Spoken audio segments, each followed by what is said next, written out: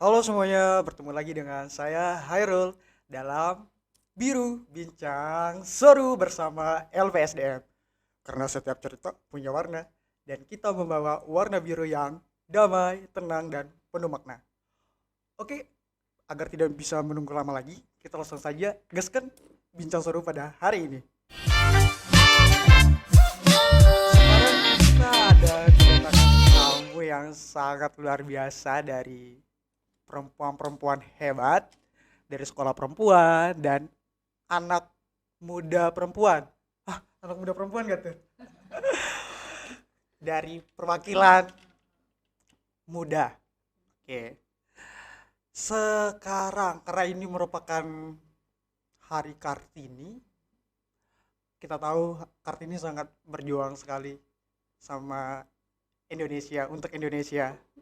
Karena Kartini merupakan perempuan yang sangat inspiratif dan penuh dedikasi, terutama dalam memperjuangkan hak dalam meraih pendidikan. Dan itu seru kalau kita bahas sekarang ini, ya nggak sih? Oke, Yoi. seru banget. Jujur, walaupun aku bukan perempuan, tapi aku pengen banget dengar dari perempuan apa yang mereka rasakan, yang mereka alami, dan apa sih yang mereka hadapi saat ini. Karena banyak banget di luar sana, apalagi di lingkungan sekitar kita ya, ada struktur sosial yang selalu memarginalisasikan perempuan. Padahal kenyataannya sebenarnya perempuan punya mimpi. Perempuan bukan hanya sekedar menjadi ibu rumah tangga gitu ya yang harus kerja di dapur. Jadi aku percaya ketika kita jalan bareng dan saling mendengarkan, mungkin laki-laki bisa mendukung perempuan gitu. Jadi kita perlu memahami bersama apa sih yang mereka rasakan gitu. Karena permasalahan tentang ini bagikan main game tapi level susah, belum ada petunjuknya gitu. Aduh. Jadi aku iya pengen denger banget ini. Karena kebetulan ini adalah momentum yang sangat tepat, tertawa Hari Kartini juga ya, yang perlu kita bahas sekarang ya. Oke, terutama tema podcast kita hari ini, bagaimana rasanya menjadi perempuan. Menjadi perempuan hari ini bagaimana rasanya? Kayak itu lebih tepat kali ya. Oke. Em, Kalau kita definisikan dalam satu kata, menjadi perempuan hari ini bagaimana sih rasanya? Mungkin bisa dijawab dari sebelah kiri saya Oke, aja kali ya. oke, Oke, boleh. Ya, kalau menurut saya yang saya rasakan satu kata ya, untuk perempuan di saat sekarang ini bebas. Nah, bebas. iya, bebas itu dalam arti ya, dalam arti enggak yang bebas sebebas-bebasnya gitu, tetap bebas tapi masih terkendali begitu. Oke. Karena kita lihat kan kalau dari zaman dahulu ya, kalau zaman dahulu itu kalau perempuan sebelum menikah tuh apa-apa harus istilahnya apa kehendak orang tua gitu. Pokoknya orang tua harus benar-benar dituruti terlepas itu dari ini menerima apa enggak, pokoknya harus nurut aja gitu. Nah, Oke. setelah menikah pun perempuan harus tunduk lagi kepada suami gitu. Jadi istilahnya apa-apa harus seizin suami. Kalau tanpa istilahnya tanpa ridho suami katanya gitu selalu mengatasnamakan agama lah begitu kan ya. Nah, tapi kalau sekarang ini perempuan kalau yang saya rasakan sih lebih bebas gitu. Bebas. Iya. Sekarang udah mulai berekspresi. Iya, bisa mengekspresikan diri, Iya. menentukan kemauan kita, kehendak kita. Jadi kita bisa eh, berhak dengan diri kita Iya. sendiri gitu. Ya, tidak tanpa harus semua terkendali oleh orang lain gitu. Wow, mantap banget. Ya, gitu Bebas. begitu sih. Oke. Ini bebas keren banget sih kalau bebas. Oke, mungkin dari siapa? Mungkin dari anak muda kali ya. Pengen denger banget nih dari anak muda. Ya, Mhm. mungkin kalau dari anak muda ya, Iya. sebenarnya kalau cari satu kata yang bisa menggambarkan gimana sih jadi perempuan tuh gimana rasanya gitu.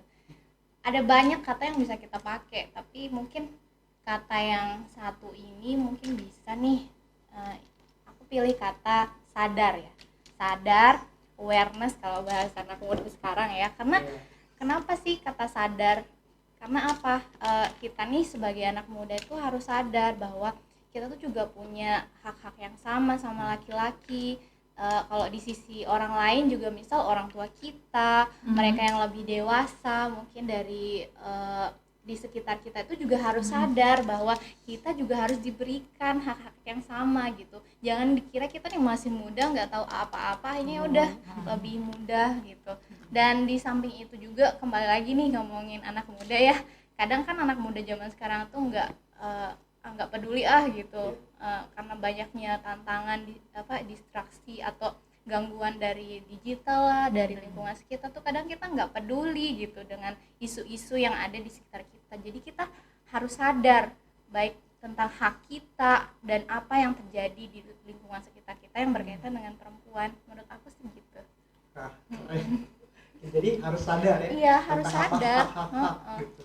Iya benar. Karena perempuan punya hak Iya, yang perempuan. nggak perlu dibatasin, Iya, nggak perlu dikekang, karena mereka punya hak yang ingin dilakukan gitu ya. hak untuk apapun itu, mau hak untuk berekspresi, mendapat pendidikan yang layak, kesehatan yang layak, ruang publik, itu tuh termasuk dalam hak-hak yang bisa kita dapat sebagai perempuan gitu. Itu sih.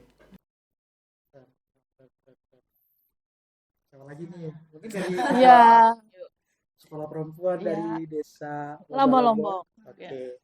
Kalau saya sih mungkin kata yang paling tepat untuk saat ini berani ya, Berani. berani. Oke.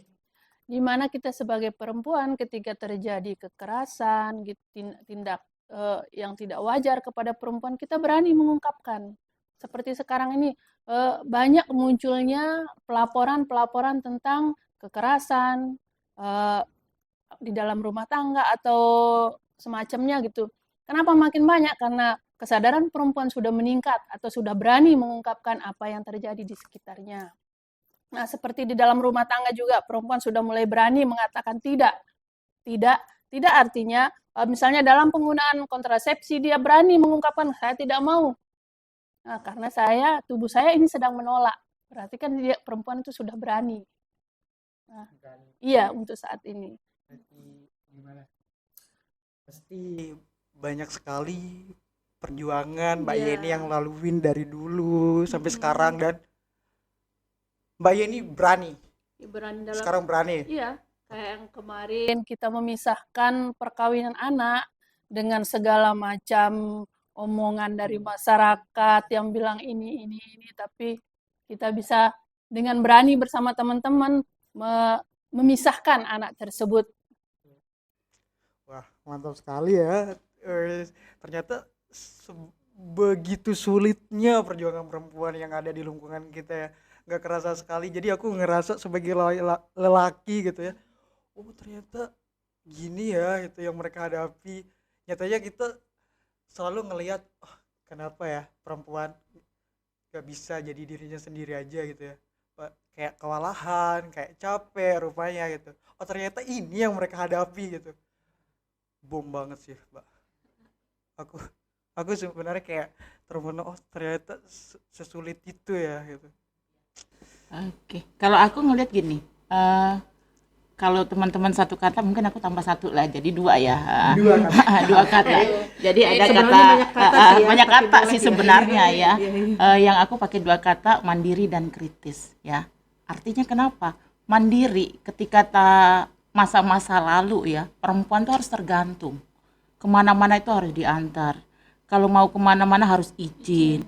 Semua itu harus di bawah tekanan terutama kaum laki-laki ya, yang dengan budaya patriarki kita semua itu laki-laki yang tertinggi, apa-apa tuh harus izin dulu, pemberitahuan dulu sama mereka. Mau sekolah aja nggak boleh, lebih dominan adalah laki-laki yang harus tinggi sekolahnya, padahal kita ini setara. Apa sih bedanya kita sama laki-laki gitu loh? Perempuan juga melakukan hal yang sama gitu. Nah, kemudian saya menambahkan kritis, perempuan ini jangan rimo aja gitu.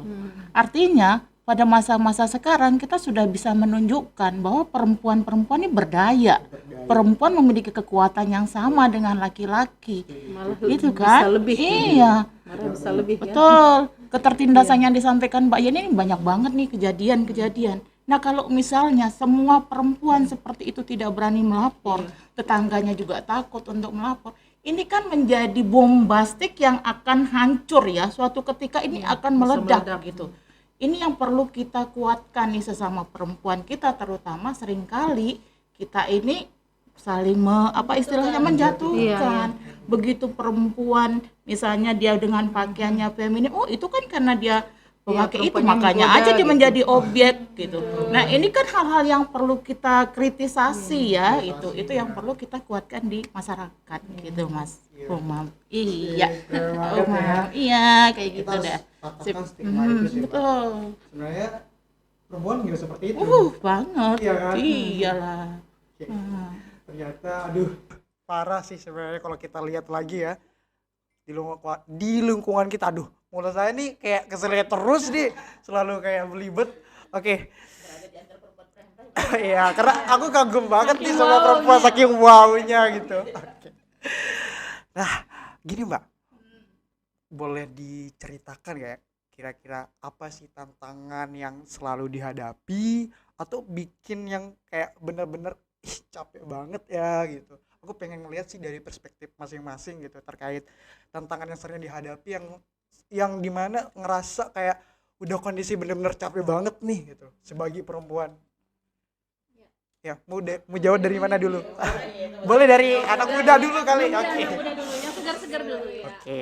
Capek banget ya anak muda zaman sekarang tuh dikit-dikit healing kenapa? Mungkin karena capek gitu ya. Karena kita tuh anak muda pernah dengar nggak Mbak kalau kita nih anak muda Gen Z tuh sering dicap kayak generasi strawberry itu sebutan lain karena kita kelihatannya aja nih menarik di luar tapi kadang di dalam tuh kita sering tertekan mendapat banyak Rapuh apa ya? gitu.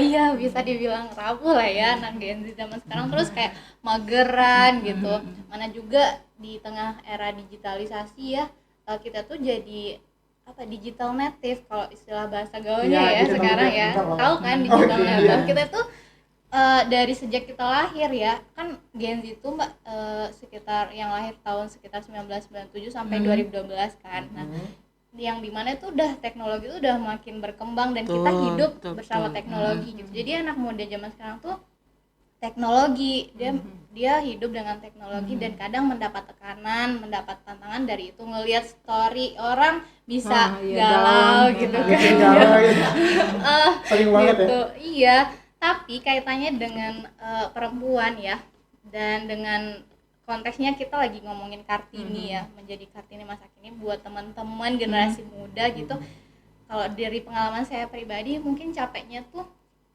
jangan jauh-jauh deh di orang tua kita gitu mungkin kalau di sekolah perempuan orang-orang tuanya udah paham tentang perspektif perempuan tentang gender tuh udah paham tapi bagi misal orang-orang tua kita yang belum paham tentang gender perspektif atau bagaimana hak-hak perempuan tuh kadang kita sebagai anak nih gitu juga kewalahan gitu maksudnya menjelaskan bahwa ini tuh sebenarnya boleh gitu dibalik dari kebiasaan yang mereka orang-orang tua kita itu udah anut dari dulu kayak misal nih contoh konkretnya tuh anak perempuan nggak boleh keluar malam nggak boleh main nggak boleh main bola nggak boleh naik apalah yang membahayakan naik bola Pembatasannya pada ini ya karena kita perempuan gitu ya.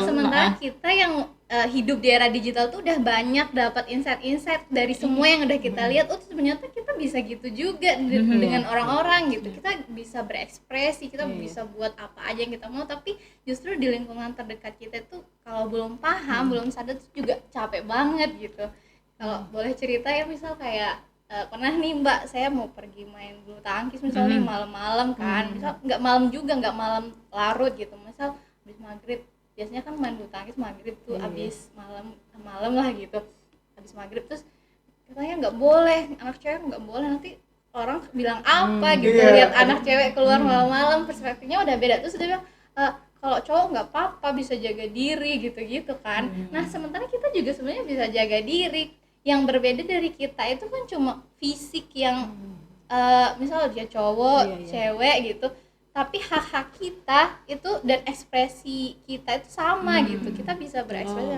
jadi itu capeknya di situ dan kalau ke teman itu kan ke orang tua ya kalau ke sesama generasi muda tuh gimana nih cara mereka juga sadar gitu dengan diri mereka sendiri. Kayak ayo nggak bisa 1-2 orang aja yang sadar gitu. Kalau mau anak mudanya juga bisa bebas dan menyadarkan orang tua juga harus kompak bahwa nih kita muda ini juga harus sadar gitu dan tahu hak-haknya. Makanya tadi satu kata itu saya sebut sadar dulu. Gimana bilang enggak kalau kita nggak sadar, kayak katanya Mbak Yani tadi. Gimana bisa kita bilang enggak, tidak untuk segala bentuk kekerasan gitu. Kalau kita nggak sadar gitu, apakah yang kita terima itu termasuk ketidakadilan atau kekerasan? Kalau kita nggak tahu ya, kalau gimana kita mau kita sadar nggak juga sadar, gitu ya. iya. Tapi mungkin juga kadang kewalahannya itu bukan dari untuk ini memberi pengertian ke keluarga, justru ke tetangga-tetangga sekitar yang lebih susah ya. Nah, keluarga kita kadang mengerti dengan kita, tapi tetangga yang nggak mengerti. Itu juga. Nah, itu juga memberikan beban kepada kita gitu. Nah, itu juga tantangan juga ya. Iya, karena orang sekitar kita masih berpikir apa kata orang, Ah, apa kata itu. orang Iya. gitu kan ya. Yang sebenarnya itu bisa diubah dengan penyadaran tadi itu. Betul ya. Iya, tantangan itu dari banyak segi ya Mas Iya. ya. Kalau awal memang mungkin kita ngerasain bahwa yang paling tantangan terbesar itu adalah di keluarga. Bagaimana mereka menerima konsep gender ini apa sih gitu ya. Ketika kita misal menerapkan di keluarga aja, kamu berani nentang saya ya gitu loh. Ini kan udah budaya nih, udah agama mengatakan ini. Tafsiran agama itu selalu dibawa di dalam konteks dari ininya pemilihan katanya itu menjadikan identik mendidik gitu loh, mendidik si istri sampai ada pemukulan, ada umpatan-umpatan yang secara psikologis kan akan berpengaruh tuh. Nah, itu sangat besar sekali gitu. Nah, ketika misalnya di luar kita juga karena ketidakpemahamannya mereka itu seringkali konteks yang tadi saya katakan bahwa perempuan sendiri, tentara perempuan tuh saling memojokkan, menjatuhkan. Ini yang paling parah gitu, tidak mendukung. Ketika ada kasus perkosaan, ya wajar aja dia diperkosa karena pakaiannya seperti itu. Dia pernah. Nah, hal-hal ini kan yang perlu mungkin ya tantangan berat ya buat saya, belum lagi pemerintahnya agak bias. Kemudian masyarakat juga belum memahami tentang ini. Itu sih tantangan berat sih ya ketika kita penguatan untuk kelompok-kelompok perempuan gitu, terutama untuk memperjuangkan mereka. Itu sih Mas Sama Imam aja kayaknya ya. sama aja Iya, ya. kewalahan itu itu ya Bu. Apalagi budaya kita ya di Lombok lah gitu ya, yang masih ada ya benar kayak yang tadi marginalisasi patriarki, gara-gara itu tadi patriarki tadi ya. Jadi pokoknya laki-laki lebih tinggi istilahnya gitu. Perempuan itu selalu dinomorduakan, memang benar. Nah, jadi masalah kalau pesta-pesta aja gitu ya, kita lihat kalau di daerah kita masih perempuan selalu istilahnya bagian capek-capeknya gitu, laki benar-benar harus dilayanin benar-benar seperti raja begitu. Nah, iya tapi emang benar kewalahan yang kita rasakan itu capek gitu, bukan dari pasangan kita yang paling ini, tapi emang dari kelompok ini sosial gitu ya. Kelompok sosial. Iya, dari sekitar juga gitu. Oke. Sebenarnya kalau saya lihat ya dari semua ini rata-rata tantangan yang terbesar kita adalah di lingkungan kita sendiri ya. Tetangga kita, bahkan keluarga kita sendiri gitu. Ya kan? Walaupun kita punya perspektif tentang gender, tentang kita punya hak yang sama, perempuan punya hak yang sama gitu. Dan harus sekali dibatasi dan iming-iming lagi, dibawa lagi tentang agama. Padahal mereka sendiri nggak bener-bener telaah mengkaji bersama apa yang dimaksud dengan kalimat ini gitu. Jadi ya terkadang ekspektasi yang itu yang kadang-kadang juga membuat kita kewalahan ya. Label-label keagamaan. penafsiran agama yang salah. Iya. Ya, konsep-konsep ini yang perlu dikaji bersama seperti yang dikatakan tadi, dan itu harus terekspos, terpublish. Bagaimana kita menguatkan sehingga kita harus duduk bareng, bukan hanya menyalahkan salah satu pihak, tetapi inilah yang kita katakan masyarakat juga harus kritis, terutama perempuan gitu loh. Dia harus kritis, melihat ini benar nggak sih, ini iya nggak sih, jangan nerimo aja yang saya katakan tadi gitu. Kalau saya sih begitu. Iya, soalnya kadang-kadang ekspektasi masyarakat, apalagi keluarga kita, yaudah perempuan nggak usah terlalu jauh, apalagi sampai pulang malam mainnya katanya gitu. Padahal kan, aduh, Parah banget sih sebenarnya kalau kayak gitu. Iya, seperti kayak pengambilan keputusan kan. Iya, Perempuan duduk di belakang. Ayo bapak-bapak di depan maju. iya, Nah, iya. seringkali kalau Kalaupun perempuan itu diikutkan, kadang Iya. malah nggak diikutkan kan sama sekali kalau perempuan perempuan gitu ya. mengangkat tangan Iya. misal, oh nanti dulu perempuan ini Iya, bapak-bapak dulu. Ayo bapak-bapak makan duluan. Seperti itu udah Iya. selalu di nomor Iya. dua kan. Begitulah. Ini sebenarnya karena kita selalu terpusat sama culture kita yang seperti itu. Iya, iya. Karena itu udah dibudayakan sejak dini gitu. Jangan kan bapak-bapak dan ibu-ibu. Kita di kalangan anak muda juga Iya, mudanya muda konsepnya juga Iya. kayak gitu. Misal di rapat-rapat remaja gitu-gitu kan. Oke, ada laki, ada perempuan, perempuan remaja, perempuan remaja laki-laki, perempuan gitu. Tapi nanti yang akan mendominasi itu pasti yang laki-laki gitu. Dan si perempuan, yang kita perempuan juga akhirnya kalau saya temukan di banyak teman-teman ya yang di desa mungkin gitu, itu karena stereotip yang diungkapkan kepada mereka akhirnya yang ciut sendiri gitu. Kita datang jadi cuma nanti pelengkapi aja gitu ya. Iya, biarin aja yang cowok-cowok gitu. Karena dengan ungkapan-ungkapan dari orang-orang itu akhirnya beneran gitu terjadi ke kita remaja perempuan gitu. Jadi penomor duaan itu udah terjadi sejak dini gitu, bukan sesuatu yang tiba-tiba muncul gitu, karena itu udah terjadi di kalangan kita remaja juga, kita merasakan hal yang sama gitu bang. Iya, dan aku juga ngerasain seperti itu sih. Apalagi aku punya ponakan ya, kayak kenapa sih selalu perempuan tuh di nomor duakan gitu. Dan aku selalu mengingatkan kakak aku gitu, tolong perempuan mau laki-laki dia mempunyai hak yang sama gitu, jangan batasin apa yang dia inginkan gitu. Jadi aku selalu berpikir seperti itu, aku selalu kayak mengarahkan seperti itu kepada kakak-kakakku biar perempuan tuh punya hak gitu, punya gerakan yang harus dia perluas lagi gitu, bukan hanya berlaku untuk laki-laki gitu kan. Jadi ya mungkin dari perempuan-perempuan hebat ini mari kita gaungkan lagi ya tentang hal-hal yang seperti ini buat kita bisa mematahkan stigma yang seperti itu. Oke. Dan kalau kita bicara nih, ada nggak ya momen yang terkadang membuat tadi udah disampaikan ya kali, yang momen yang terkadang membuat jadi perempuan ini kayak gini ya, kayak gitu. Kayak tadi yang kewalahan yang tadi tuh. Oke. Ternyata dari situ ya kita ngerasa bahwa perjuangan perempuan itu kayaknya lebih rumit ya ketimbang laki-laki ya. Ya kan? Aduh, kalau kita mikir sekarang ini gitu.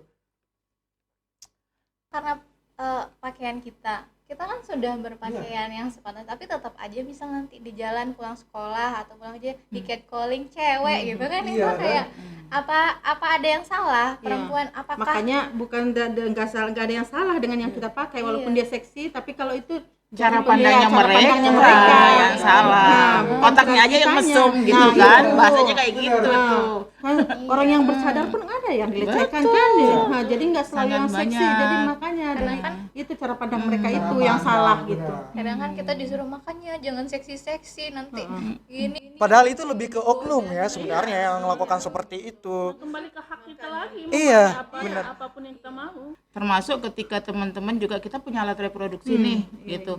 Alat reproduksi, tetapi seringkali kita juga ada tuntutan-tuntutan ya, terutama yang maaf ada sering yang mengatakan bahwa banyak anak banyak rezeki. Benar mungkin ya statement lama gitu. Tetapi kalau sekarang di ini kan alat reproduksinya itu juga ada masa-masa fase-fase di mana usia itu akan berpengaruh, kesehatan dirinya juga akan berpengaruh. Itu kan juga harus kita sosialisasikan dan edukasi masyarakat gitu.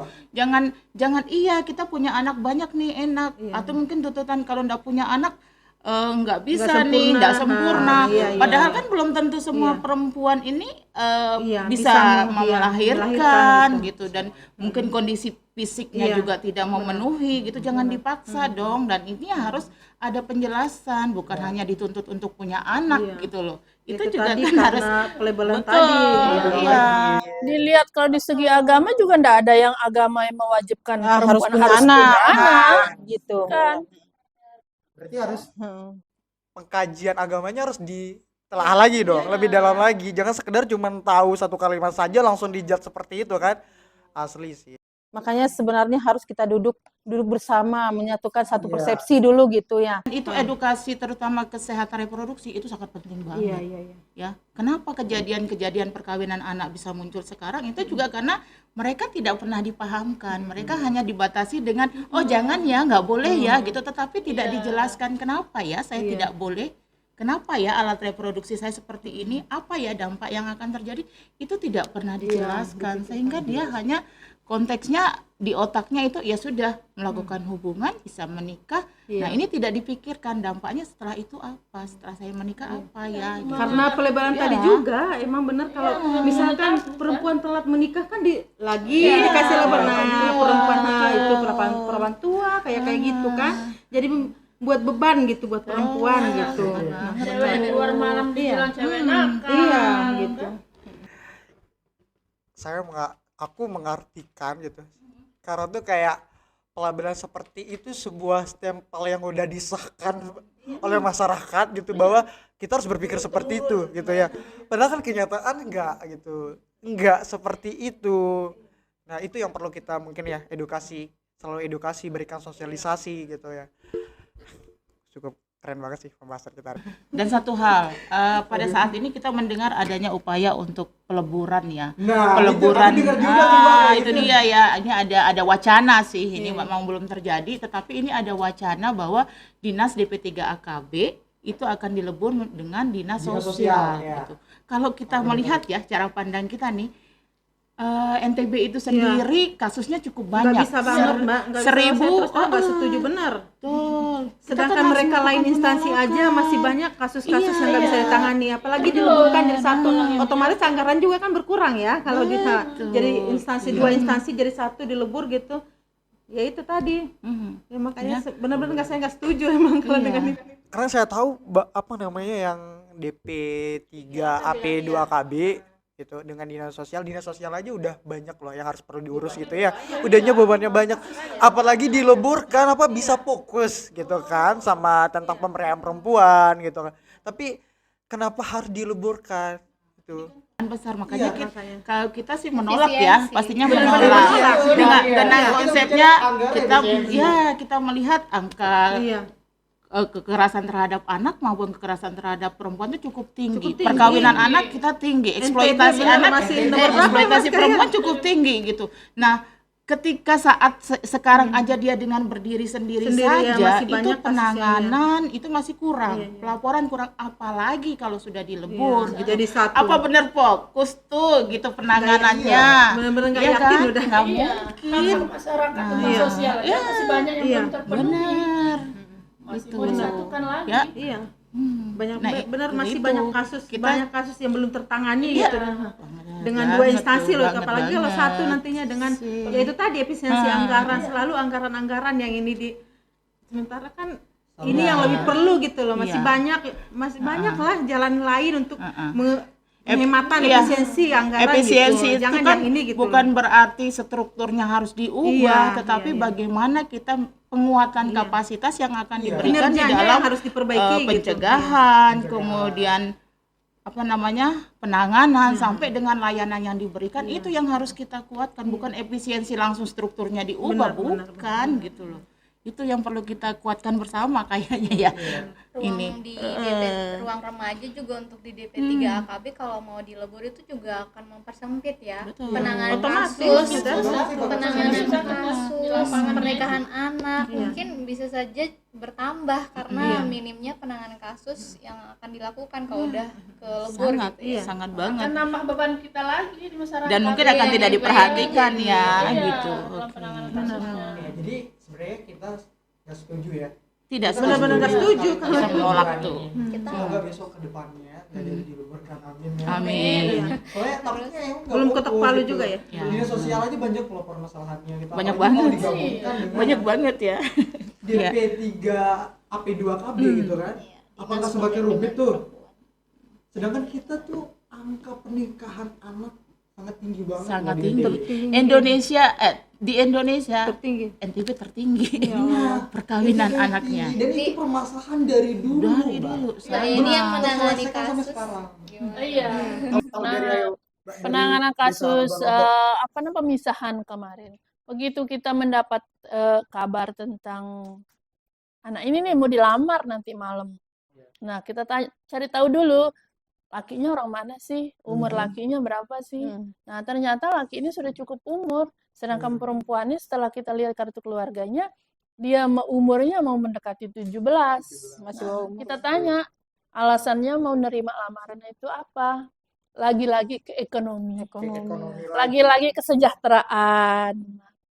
Nah, bagaimana sekarang cara kita? Kita carilah kegiatan untuk anak remaja ini, kita pantau mereka. Kebetulan anak yang kemarin kita tangani itu, dia sudah enggak sama orang tuanya, dia sama bibinya. Nah, di sana kita tanya kenapa bibi, dan kita di apa sih namanya kayak diminta pertanggungjawaban gitu.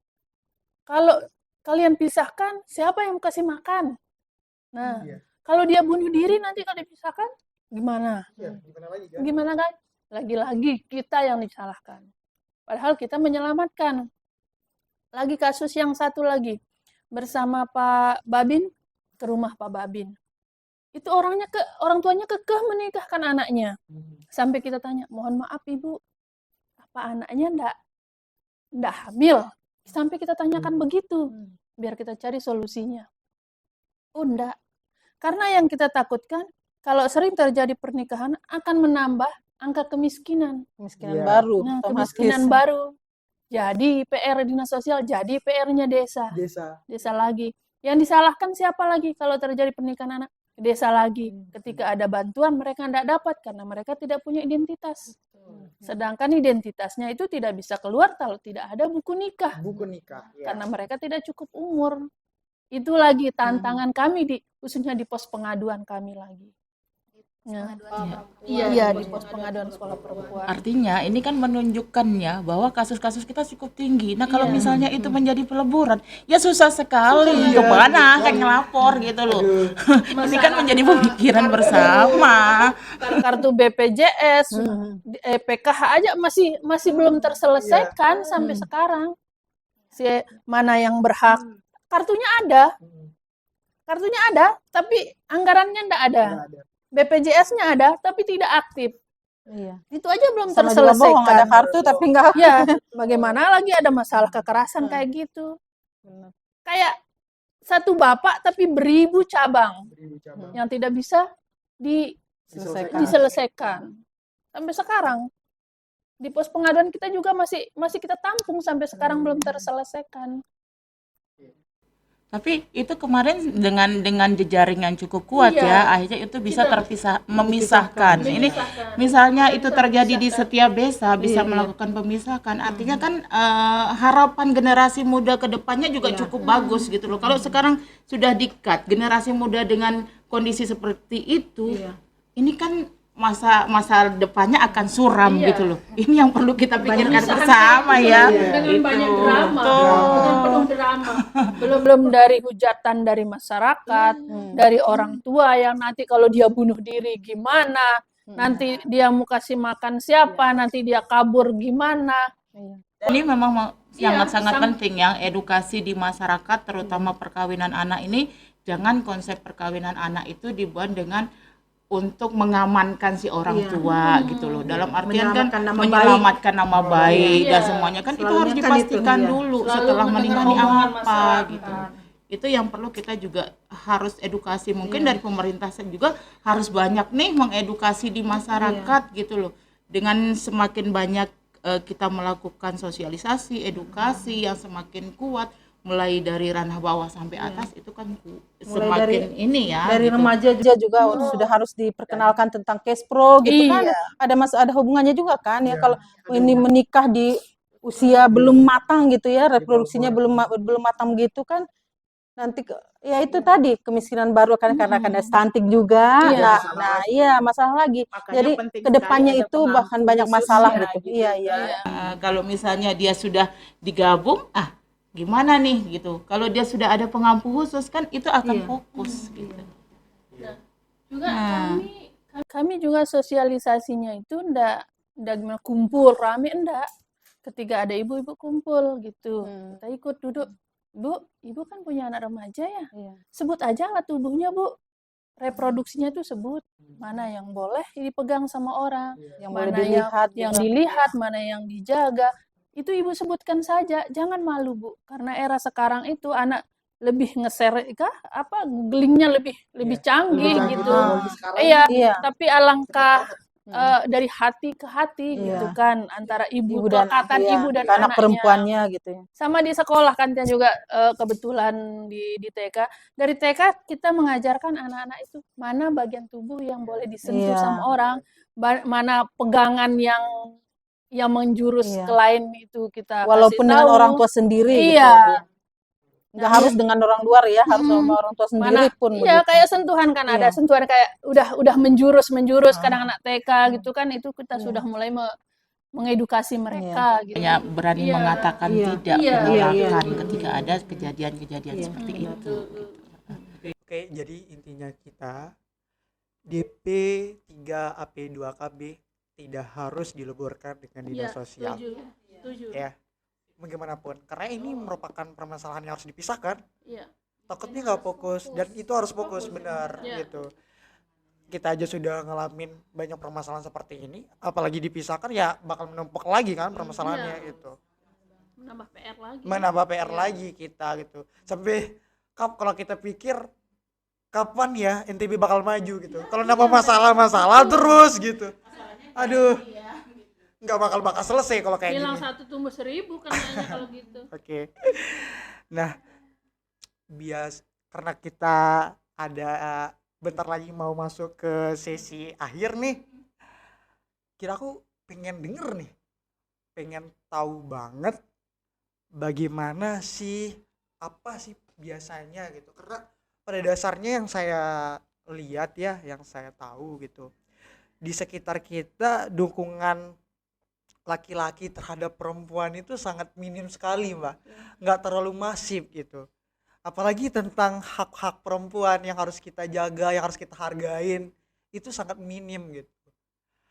Kira-kira kalau kita pikir secara sederhana atau hal-hal yang simpel, apa sih yang harus atau yang bisa dilakukan laki-laki agar bisa mendukung perempuan?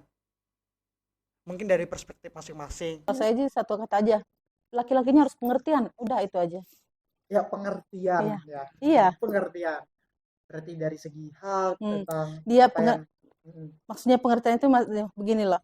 Nih, misalkan kalau kita ada kegiatan gitu di luar, dia mengerti. Terus kita yang namanya berbagi peran, jadi tidak harus ditulis begitu loh. Jadi sudah mengerti mana yang dia harus kerjakan. Jadi berbagi peran itu sudah dari hati gitu. Jadi tidak ada keterpaksaan begitu. Iya, misalkan kalau saya sendiri sih udah menerapkannya di rumah ya, sama suami gitu udah biasa berbagi peran gitu. Kalau bukan saya harus keluar rumah gitu baru dia mengerjakan pekerjaan di rumah, enggak. Walaupun saya di rumah kita udah biasa ya saling bantu gitu. Enggak harus Pak ini kerjaan kamu ya, ini kerjaan aku, enggak ada yang begitu. Jadi intinya laki-laki harus pengertian aja udah gitu. pengertian? Iya. Iya, berbagi peran, Iya. pengertian gitu. Waktu juga, nah masalah karena kita udah ibu-ibu ya, kalau masalah di dalam rumah tangga gitu, di dalam hubungan juga, misalkan kalau kita capek, suami bisa pengertian gitu, nggak langsung mendoktrin kita. Kalau kamu nggak mau ini gitu, sampai kan ada ya di agamanya, ada penafsiran agama yang salah tadi. Nah, misal kalau kamu nggak melayani saya nih, sampai subuh kamu dilaknat oleh malaikat, kan begitu nih. Nah, iya, diajab ya, diajab pokoknya gitu-gitu dah. Kalau suami pengertian gitu, masalah itu bisa diatasi lah gitu, nggak harus ada keributan gitu, bisa kita capek, udah nggak apa-apa gitu, nggak memaksa dengan yang tadi itu, gitu. Oh, mungkin itu konteksnya kalau kita berbicara ketika kita dalam sebuah rumah atau keluarga gitu.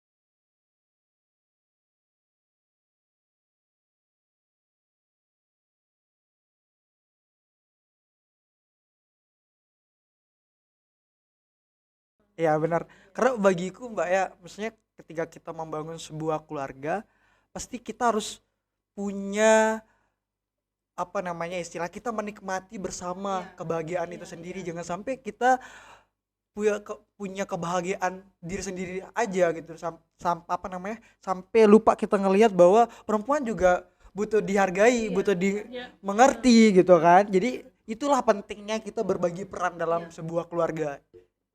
Oke. Bahwa perempuan dan laki-laki itu adalah setara. Setara.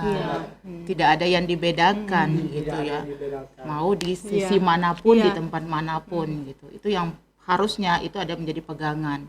Dan itu mungkin konsep itu harus sudah dikenalkan mulai dari anak-anak kita. Karena masih banyak ya ketika dia di rumah anak laki itu dibebaskan untuk main, tapi perempuan harus bekerja dulu nih baru boleh main. Nah, itu juga harus diinginkan, diterapkan. Dalam hal kecil aja gitu. suruhnya ini anak perempuan nyapu aja kan bersihin tempat itu. Kalau laki-laki bangun tidur langsung bangun langsung mandi gitu. Kalau anak perempuan bersihin tempat tidur dulu, nyapu dulu, apa dulu gitu. Cara dan negosiasi itu penting memang sudah harus dibangun sebelum kita di rumah tangga. Nah, kalau dari segi anak muda ya.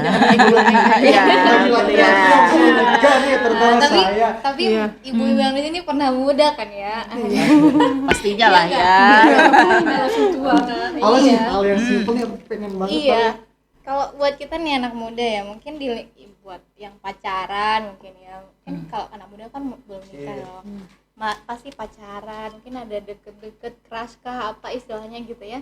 Kalau menurut aku pribadi tuh apa yang bisa dilakukan untuk mendukung kesetaraan buat perempuan nih biar perempuan tuh nggak terlalu capek memperjuangkan hak-haknya ya laki-lakinya juga harus paham dan mau belajar tentang perempuan dan kesetaraan itu tadi, entah dia harus berbagi peran, harus apa tadi Mbak, pengertian, itu tuh harus tahu dulu intinya, harus paham dulu gimana bisa berbagi peran kalau dia nggak tahu, kalau dia nggak paham perannya kayak gimana gitu kan.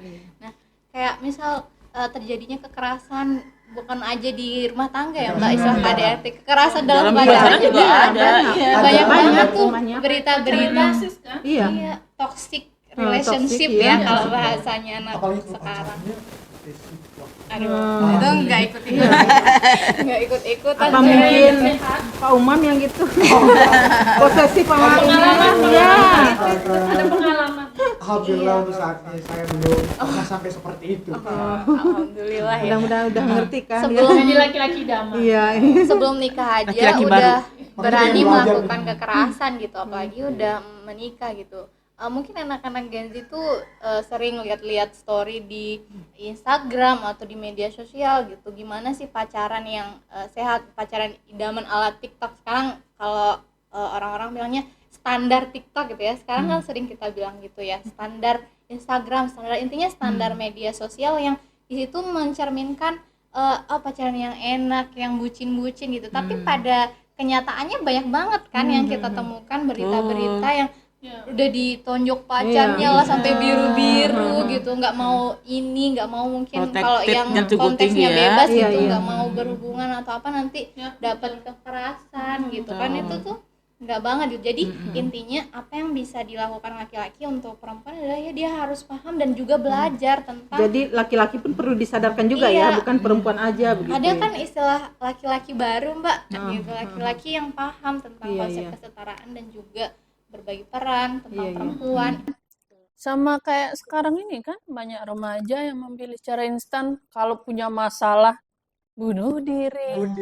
Iya, gantung diri. Padahal kalau dia tahu itu bukan menyelesaikan masalah, malah membuat masalah baru kayak. Karena kebanyakan yang bunuh diri sekarang remaja-remaja. Perempuan terutama mereka yang udah menyerahkan diri.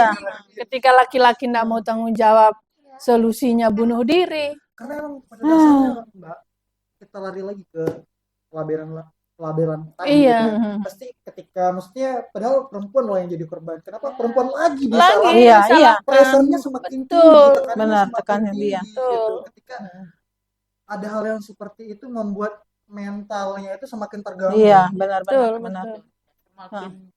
push ditekan seperti itu akan berdampak secara psikologisnya. Belum lagi dukungan dari keluarga, disalahkan, kemudian seperti diasingkan, tidak boleh bertemu dengan orang. Ini kan bagian-bagian secara psikisnya akan sangat berpengaruh gitu.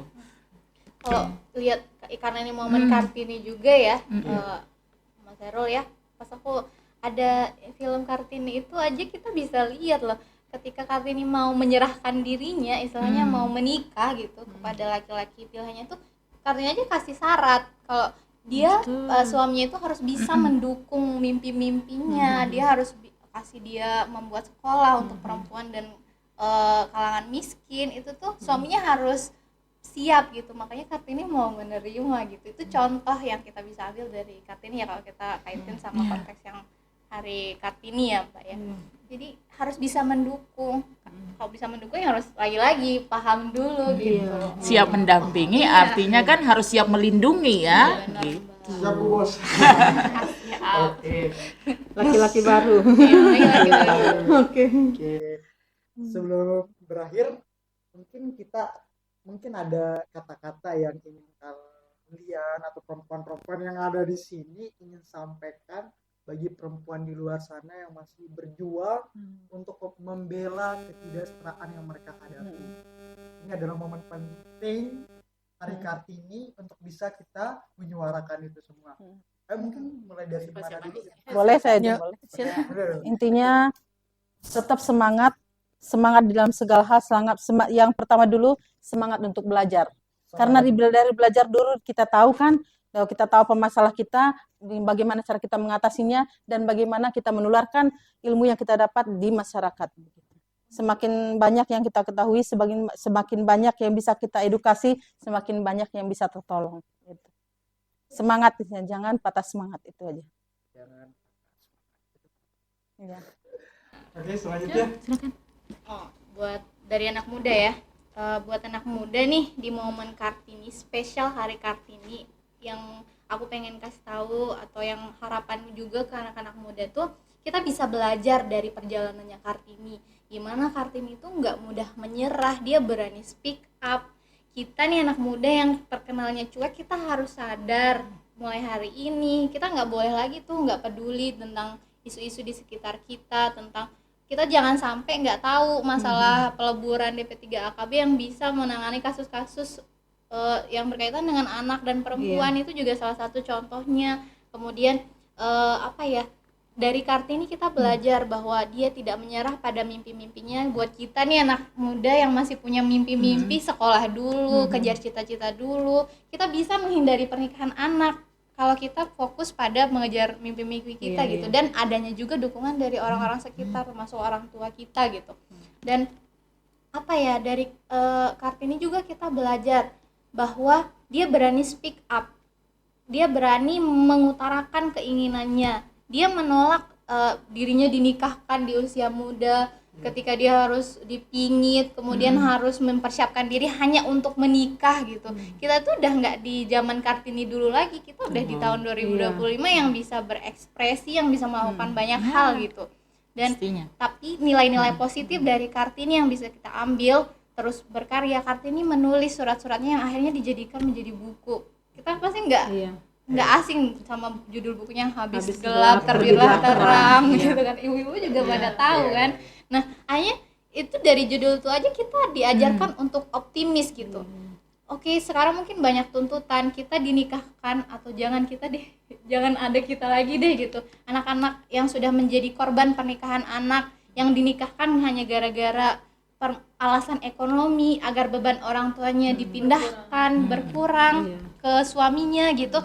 Itu tuh jangan ada lagi gitu, karena kita bisa berupaya lebih dengan kita mendapat hak berpendidikan, dengan kita ya udah selesaiin sekolah dulu, berkarya dulu, kita akan mendapat kehidupan yang lebih baik gitu dengan teknologi yang ada saat ini gitu.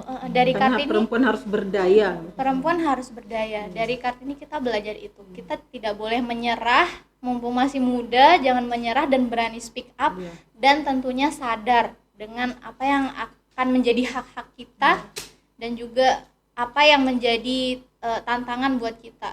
biar kita terhindar dari kekerasan-kekerasan Benar. gitu. Itu sih. Kayak dari ketua Mungkin sekolah kalau saya satu kata peka perempuan. terhadap lingkungan sekitar kita, karena satu tindakan yang kecil akan berdampak baik untuk masyarakat di sekitar kita. Peka. Ya. Sensitivitas. Iya. Iya. Dari Terakhir gue ini.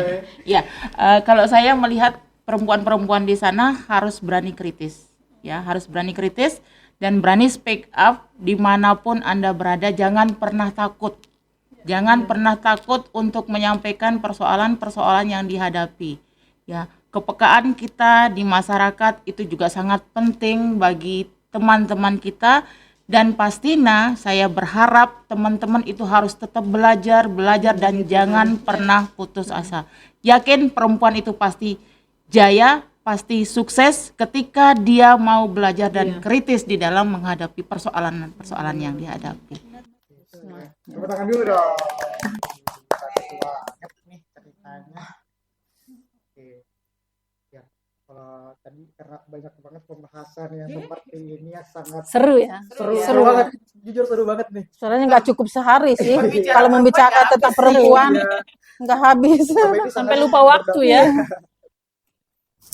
Dan oke, kayaknya kita udah Seru ya. berada di akhir sesi dan terima kasih kepada bintang tamu kita yang sangat-sangat luar biasa, kerennya. luar biasa. Hostnya luar biasa. Saya masih bingung sampai kayak nggak bisa berkata-kata loh kalau beliau Sampai melongo ya. gitu. Melongo ya. Melongo bener, melongo. Kayak Kayak Stres gitu. tertegun ya. terkebun gitu dengan cerita karena ini emang bener-bener impactful banget buat aku gitu. Menambah insight dan terima kasih Mbak Aida, terima kasih Sama-sama Mbak Mas Yeni, Hairul. terima kasih Sama-sama. Mbak Dia. Sudah diundang Iya, ya iya, berbagi iya, cerita. cerita.